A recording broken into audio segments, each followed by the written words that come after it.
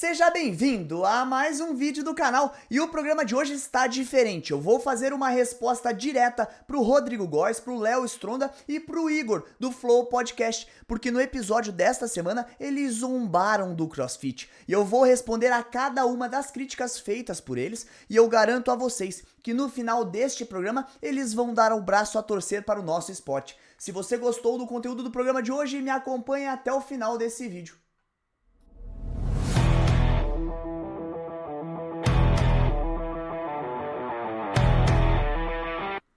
E o programa de hoje é um oferecimento de Fit Games, aonde os melhores eventos acontecem, e Hércules Funcional, treino consciência, resultado com constância.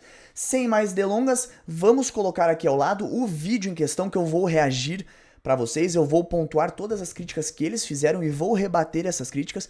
E esse vídeo é um corte do programa Flow, onde Rodrigo Góes e Léo Stronda foram entrevistados e falaram de vários assuntos. Eu sou fã desses três, mas eu não concordei com esse trecho e eu quero provar que eles estão errados, usando argumentos que eu vou trazer todas as provas aqui, e vocês, com certeza, eles vão sair, depois desse reaction, se eles tiverem a oportunidade de ver, com uma visão diferente do CrossFit. Bora ver o vídeo. Uma dúvida, uma questão, uma reflexão. Qual atleta de qual modalidade teria o físico, tanto estético ou, melhor ainda, em performance, mais adequado para ser um grande guerreiro mitológico? O velocista. Por quê? Velocidade, explosão e físico aesthetic. É o que eu te falo, velho. Vê os velocistas versus maratonistas. Olimpíadas Se a é gente chocante. juntar um atleta de cada modalidade e fizer várias provas... Só restar um.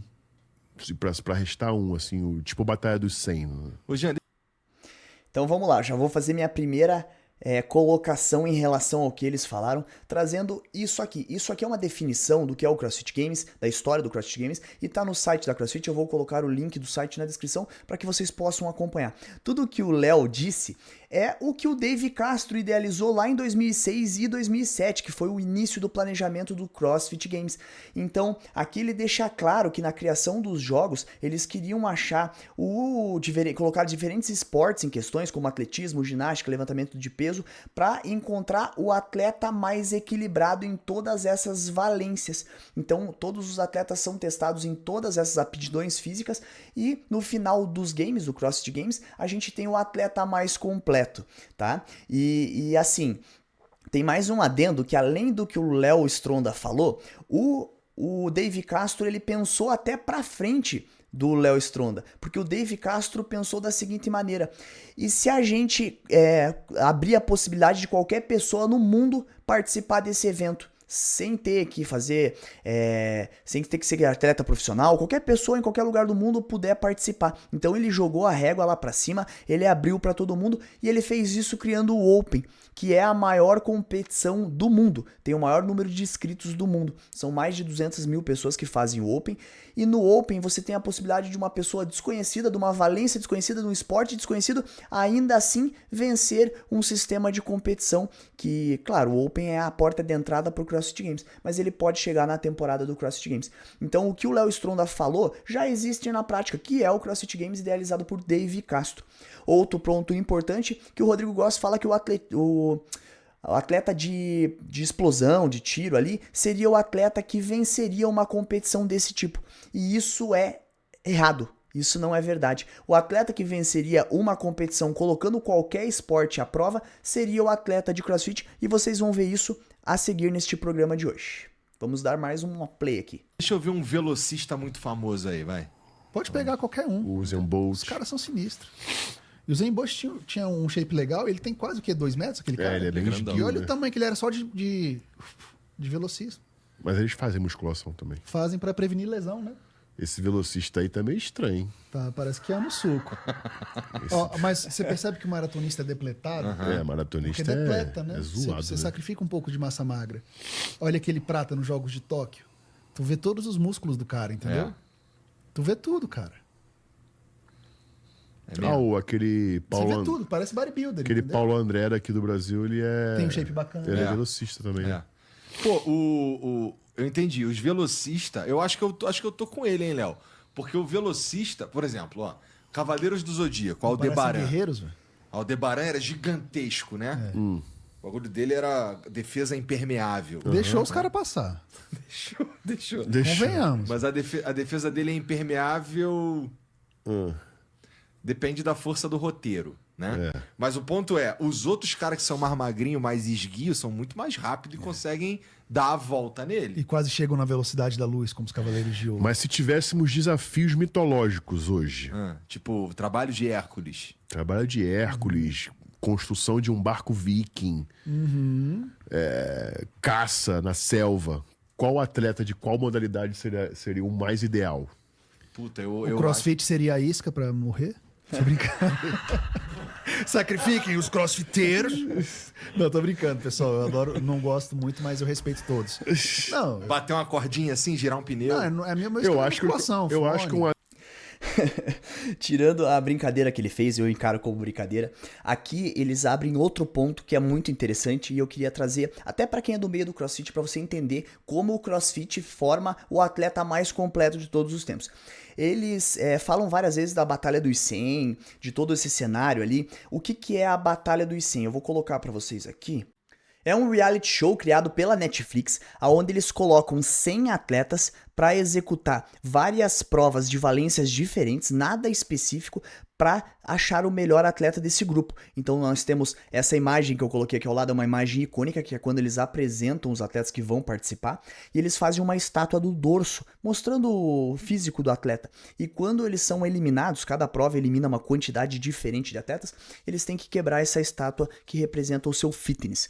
E essa competição, diferente do CrossFit Games, que é uma competição um pouco mais específica para o público do CrossFit, requer um pouquinho mais de técnica, requer algumas valências diferentes, essa competição não. Eles pegam 100 atletas de várias aptidões físicas e colocam eles para executar provas diferentes, que nenhum deles está acostumado a fazer. Então tem provas que são simples e tem provas que são de força bruta, que cobram outras valências, resistência, inteligência. E aqui eu vou derrubar o ponto do Rodrigo Góes e do Léo Stronda nesse corte do Flow Podcast. Por quê? Porque o vencedor da primeira temporada da Batalha de 100 foi o Hu Jianyong, que é o quê? Um crossfiteiro. Sim, o primeiro vencedor da Batalha dos 100 é um crossfiteiro. E vocês podem dizer, mas foi algo pontual, foi sorte, levou sorte pelas provas. E agora eu vou rebater isso dizendo o seguinte, não foi sorte, porque o segundo vencedor foi o Amoti, esse é um crossfiteiro famoso, ele venceu, e quando ele é apresentado na segunda temporada, as pessoas já falam, o Amoti, ele é um crossfiteiro, demonstrando que eles têm medo de um crossfiteiro nesse tipo de competição, porque sabem que a gente vai levar. Então, eu digo pro Léo Stronda, pro Rodrigo Góes, essa competição que vocês tanto falam já existe, esse formato de colocar vários atletas em várias situações diferentes para entender qual é o atleta que se sobressai sobre os outros, que é aquele que é o mais equilibrado dentre todas as valências, isso já existe no CrossFit Games e na Batalha dos 100. Então, nas duas situações, o CrossFit, a modalidade de treino de CrossFit, a gente sabe que prevalece. Mas Eu tô falando de atletas de alta performance. Eu acho que um atleta de alta performance de CrossFit seria um dos finalistas. Eu falei Perfeito, zoando, Léo. mas é porque, tem... Porque eles são a barra bons em tudo, meio- né? mas eles têm muita resistência física. E claro que o CrossFit ama o suco. A galera fala que não. Ah, é? Gosto. Crossfiteiro também. Mas o crossfiteiro não fica monstro, fica? Tem um porque crossfiteiro eles não Porque comem pra isso. Exato. E não é muito E não específico, treina pra né? isso, Você percebe que as Mas moças toma do bomba CrossFit também. são mais quadradinhas, não tem tanto glúteo, porque é mais barra, é o grupo muscular que eles treinam, não é específico. Eu vou melhorar o glúteo, vou melhorar o posterior. CrossFit é paulada, né? Entendi. Aí corre, se Corre, pintura. gira pneu, chupa o próprio não é pau, trabalhado. os caras são foda. Bodybuilding é... Foi ele, hein? Isso aqui Foi o não é Rodrigo o Léo. Góes, não, porque eu tava falando junto. Foi ele. Os caras é pica. Os caras fazem cada coisa, né, meu irmão? Os caras são malabaristas. Tu conhece uns crossfiteiros? Não, conheço não. Não. Eu gravei num box de CrossFit, fiquei impressionado com o shape da galera. É? Não, mas o shape é esteticamente falando. de um modo global, É um shape. o shape masculino é legal. O feminino eu não gosto muito, Porque fica muito quadrado. Que eu te falei, não tem tanto treino de glúteo, Eu tem muito ombro e costas. Eu acho que mulher tem que ser um pouquinho menor em cima e tem mais perna e quadril, né? Assim, Tanto que esteticamente. a categoria brasileira Wellness, que agora virou Olímpia, só ganha brasileira. É, Porque é o tipo Tô de nosso ligado. físico, né? Que é um formato mais violão, com glúteo maior. mas. Tem até uma brincadeira que a gente faz, né? Que é assim, ó. Ou você tem 3 opções, né? Ser grande, seco e natural. Você só consegue ser 2. Os 3 ao mesmo tempo não dá. Entendeu? Tá. Quando eu falo grande, é grande mesmo. Quando eu falo seco, é seco mesmo. E quando eu falo natural, é 0 suco. Nem aquela dura textãozinha semanal. Não dá. Beleza, galera. Então foi esse ponto final que eu vou abordar agora e encerro essa fala deles aqui. Era esse. O episódio completo tá bem legal. Vale a pena pra quem gosta desse tipo de conteúdo. Eu dou muita risada porque eu sei que eles fazem humor, eles falam do CrossFit, tem essa rixa, tem aquela questão, eles pagam pra correr na rua. E isso é normal, é muito legal essa zoação entre os esportes, eu sou muito a favor disso, mas eu acho que tem alguns pontos que a gente sempre tem que colocar em pauta, como eu coloquei os 2 primeiros. E o terceiro ponto que eu queria trazer pra vocês é o uso de anabolizantes. Eles falam ali que o crossfiteiro ama o suco, faz amor com o suco. E isso vem se provando verdade, principalmente pelos atletas que são pegos no doping. O CrossFit Games é um campeonato que faz testes antidrogas. Eu particularmente não concordo com a maneira que os atletas são testados. Eu acredito que quando você faz testes pontuais só em campeonatos e só nos 5 primeiros atletas, você não consegue fazer um controle total dos usuários para transformar o campeonato 100% limpo, né? E eu vou falar desse ponto um pouquinho mais à frente. Mas quando falamos de uso de anabolizante, crossfit, o esporte, eu tenho algumas dúvidas que vêm na minha cabeça. Como, por exemplo, será que só os brasileiros fazem amor com suco? Porque os brasileiros são os atletas mais pegos no CrossFit geral, né? CrossFit Mundo, os atletas que mais caem são brasileiros. Semana passada eu informei pra vocês que nós tivemos mais um atleta que caiu no doping. E tem algumas perguntas que eu tenho. Então, se o atleta só o Brasil faz uso de doping, será que esse modelo de como é feito o doping sem fazer testes aleatórios, ele é justo? Será que as drogas estão à frente do teste antidoping e dependendo da droga que você use, ela cai, dependendo da droga que você use, ela não cai? Será que os americanos não estão muito à frente dos brasileiros? Vocês lembram quando entrou o SARMs em questões? Vários atletas usavam SARMs e quando o SARMs caiu no doping, só os brasileiros eram pegos. Será que quando o doping evoluiu a ponto de já pegar os SARMs, os atletas de fora que têm acesso à melhor tecnologia não evoluíram na frente dos crossfiteiros? Será que hoje os americanos não estão usando peptídeos e os brasileiros ficaram para trás com o uso de drogas convencionais? Eu tenho várias dúvidas e eu queria deixar um pedido. Se alguém aqui que assiste ao meu programa, meu conteúdo, for médico ou for um influencer da maromba que entenda de droga, que entenda de teste antidrogas, cara, os caras da maromba, eles entendem muito sobre o uso de hormônio, muito mais que muitos médicos às vezes. E vocês quiserem gravar um conteúdo comigo pra gente esclarecer todas essas dúvidas, eu acho que seria muito legal, seria muito interessante pra comunidade do CrossFit e eu estou disposto a gravar esse programa. A gente marca, eu posso ir pra São Paulo, a gente pega um estúdio e faz um conteúdo bem legal. Aproveitar que nós abordamos esse tema e eu vou responder uma seguidora que me mandou uma mensagem no canal do Odd News. Por que as pessoas tomam suco, né, anabolizantes, sendo que sabem que vão fazer exames antidrogas, né? Bom, vamos lá. Por que elas tomam suco? Primeiro, por causa do aumento da performance, ela é um caminho um pouco mais fácil para você atingir um resultado. Não quer dizer que quem toma anabolizante tomou, é uma porção mágica, vai virar um atleta RX, muito pelo contrário disso. Você tem que entregar um treino e uma alimentação condizente com a droga que você toma para você colher todos os resultados daquilo. Então, eles sacrificam muito também quem faz uso de hormônio. Mas por que eles tomam e sabem que os campeonatos vão cobrar? Porque os testes dos campeonatos, eles não são fidedignos 100%. Tá? Primeiro, eles não pegam todas as drogas do mercado, então várias pessoas tomam porque acham que o teste não vai pegar aquela droga. Então acabam até caindo muitas vezes, mas muitas vezes as pessoas passam, porque o percentual de atleta testado é muito baixo. Tá? Vamos dar um exemplo, Copa Sur, 30 atletas, 5 de cada categoria são testados. Tá?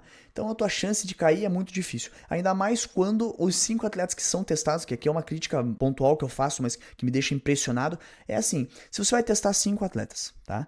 Testa os 3 primeiros do pódio e 2 por sorteio. Quando você diz, como o Copa Sur, que vai testar os 5 primeiros atletas, como foi esse ano, muitos atletas vão chegar na prova final e vão mal.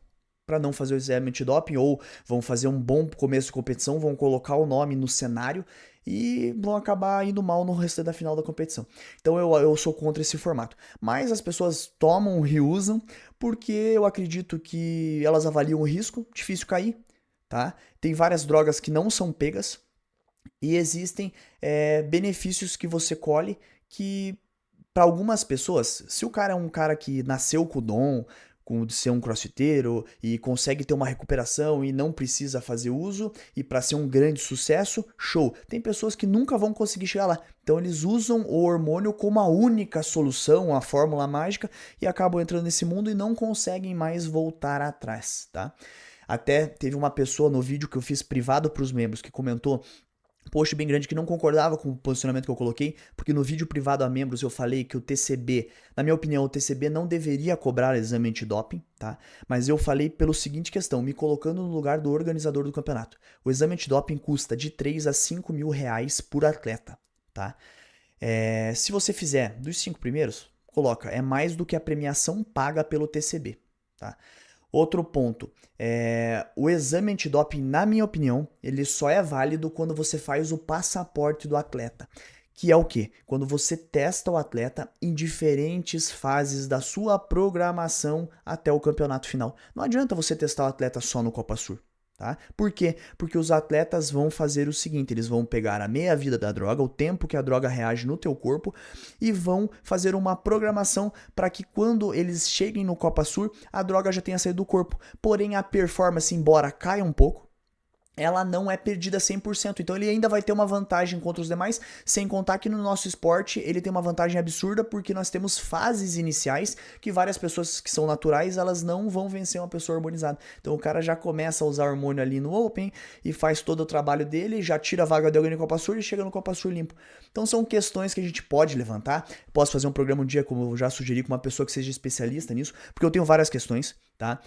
O Hiller fez um vídeo falando de peptídeos que eu achei interessantíssimo, aonde ele conta que só ele e o Taylor Self são punidos pela CrossFit por peptídeo, pelo uso do peptídeo, e eles são banidos porque eles falaram que usaram peptídeo. Então quer dizer o quê? Que talvez os testes antidrogas ainda não estejam pegando pessoas que usam peptídeos, e que são substâncias que aumentam a performance e que tornam a competição injusta. Bom, era isso que eu gostaria de falar com vocês nesse programa. Deixem nos comentários se vocês gostaram desse formato onde eu reagi às críticas feitas ao CrossFit. Acho que a gente tem que se movimentar como imprensa para desmentir essas críticas, como o coach Ramires, que se vocês tiverem a oportunidade, sigam nas redes sociais, ele bate muito naquela questão, o CrossFit lesiona, ele traz vários argumentos que provam que isso é mentira. E um dia eu vou fazer uma entrevista com ele pra gente falar sobre esse assunto. Se você chegou ao final do programa de hoje, por favor, não esqueça de curtir, comentar e compartilhar os vídeos do canal. Veja se você está inscrito no canal, cada seguidor conta. E ative o sininho para não perder nenhum conteúdo do meu, do seu, do nosso WOD News.